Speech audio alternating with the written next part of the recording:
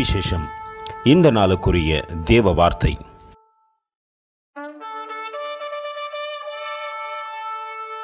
Now mine eyes shall be opened, and mine ears attend unto the prayer that is made in this place.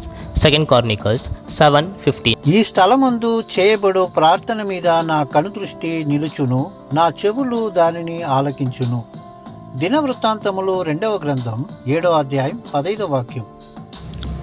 இந்த ஸ்தலத்தில் ஏறெடுக்கப்படும் ஜெபத்திற்கு என் கண்கள் திறந்தவைகளும் என் செவிகள் கவனிக்கின்றவளுமாய் இருக்கும்.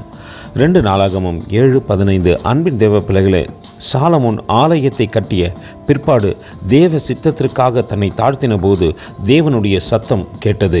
அவர் இப்படியாய் அவரிடத்தில் பேசினார், இந்த ஸ்தலத்தில் ஏறெடுக்கப்படும் ஜெபத்திற்கு என் கண்கள் திறந்தவைகளும் என் செவிகள் கவனிக்கின்றதுமாய் இருக்கிறது என்று.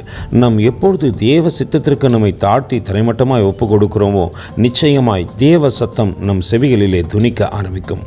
அப்படி நாம் ஒப்பு கொடுக்கத்தக்கதாக இந்த வேளையிலே நம்மை தாழ்த்துவோமா?